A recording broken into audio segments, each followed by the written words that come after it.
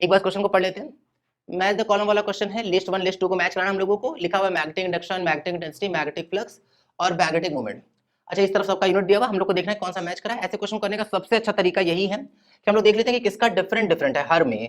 जैसे दिख रहा है कि अच्छा सबका डिफरेंट तो नहीं है, किसी किसी में मैच तो कर ही रहा है, ठीक है कोई बात नहीं। हम लोग थोड़े यूनिक वन की ओर चलते हैं। जैसे ए का थर्ड 3 में दिख रहा है तो ये तो ठीक नहीं, इसको चेक करना।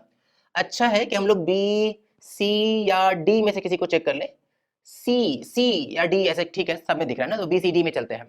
सबसे पहली बात अगर हम लोग देखें तो मैग्नेटिक फ्लक्स फाई से दिखाते हैं। फाई का जो यूनिट होता है वो होता है वेबर। वेबर वेबर वेबर एक ही ऑप्शन में है, मतलब एक मतलब वेबर दिख रहा है तो वेबर क्या हो जाएगा, बोले सी का सेकंड एक ही ऑप्शन में, सेकंड खत्म हो गया, आ गया आंसर, ठीक है ना। तो सी का सेकंड यही है। लेकिन फिर भी हम लोग जैसा कि हर बार करते हैं पूरा पूरा सॉल्व करेंगे अच्छे से। फ्लक्स इज इक्वल टू क्या होता है फॉर्मूला, बी ए इंटू में कॉस थीटा। अगर मैग्नेटिक फील्ड कांस्टेंट है तो हम लोग डायरेक्ट यूज कर सकते हैं B vector dot A vector. ऐसे ही इलेक्ट्रिक फ्लक्स भी था E vector dot A vector, लेकिन ये तो फिलहाल मैग्नेटिक फ्लक्स है। अगर हम लोग मैग्नेटिक फील्ड का यूनिट निकाले तो वो होता था फाई अपॉन ए दिख रहा है, और इसी वजह से इसका यूनिट जो आता है वो कई बार हम लोग लिखते हैं weber weber per metre square भी लिखते हैं, ठीक है। या फिर क्या लिखते हैं, टेस्ला लिखते हैं। या फिर क्या लिखते हैं, बहुत फेमस होना चाहिए था इसको लेकिन कम यूज करते हैं, बहुत कम, गॉस इतना कम यूज करते हैं कि बच्चा कई बार भूल ही जाता है कि सर गॉस किस चीज का यूनिट है। 1 tesla is equal to 10 to the power 4 gauss होता है भाई। मैग्नेटिक फील्ड का एमकेएस सिस्टम यूनिट होता है ये, ठीक है। तो 1 tesla is equal to 10 to the power 4 gauss. इसका मतलब कि मैग्नेटिक फील्ड, मैग्नेटिक इंडक्शन ही कुछ और नहीं, मैग्नेटिक फील्ड है ना।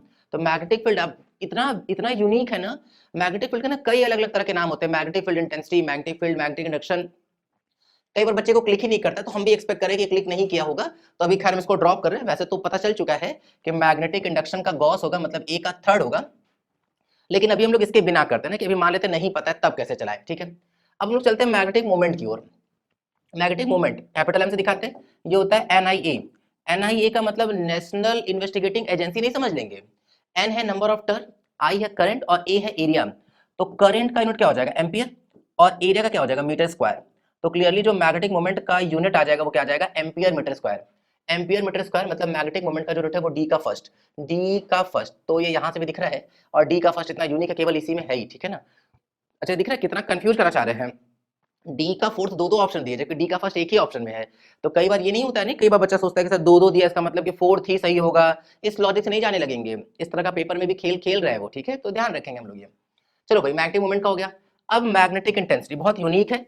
अब जो बच्चा मैग्नेटिज्म एंड मैटर चैप्टर को बहुत अच्छे से पढ़ा होगा उसी को मैग्नेटिक इंटेंसिटी का ये टर्म याद आएगा, तो नहीं याद आ रहा होगा। B is equal to mu into H, जहां पे यहाँ पे H जो है वो है मैग्नेटिक इंटेंसिटी और जो B है वो है मैग्नेटिक फील्ड, ठीक। और म्यू तो ऑब्वियसली वही वाली परमिबिलिटी के बारे में ना, परमिबिलिटी ऑफ द मीडियम है ये। अच्छा ध्यान देते हैं एक बार, अगर हम लोग इसको लेकर चले कि भाई क्या क्या है जो हम लोग फॉर्मुला लिख सकते हैं। जैसे एक तो हमको दिख रहा है कि हम इसका फॉर्मुला लिख सकते हैं mu naught I divided by 2r। Circle के सेंटर पे मैग्नेटिक फील्ड का फॉर्मुला तो यही होता है, is equals to mu into H. अगर हम इस्तेमाल करें तो म्यू से म्यू कट सकता है, मतलब यूनिट वाइज ना, ऐसे मतलब इस तरीके से नहीं, वैल्यू वाइज नहीं, वो तो डिपेंड करेगा कि भाई कौन सा मीडियम है। लेकिन ऐसे हम यूनिट वाइज देखें अगर, तो एच करंट क्या आ रहा है, एम्पियर पर मीटर। तो एम्पियर पर मीटर होगा, यहाँ अपॉन होगा एम्पियर पर मीटर। इसका मतलब कि जो मैग्नेटिक इंटेंसिटी है बी, उसका फोर्थ आ जाएगा, तो बी का फोर्थ वैसे भी है, ठीक है। तो हम लोग पहले से ही मार्क करके रखे हुए, सेकंड ऑप्शन क्लियर है ना।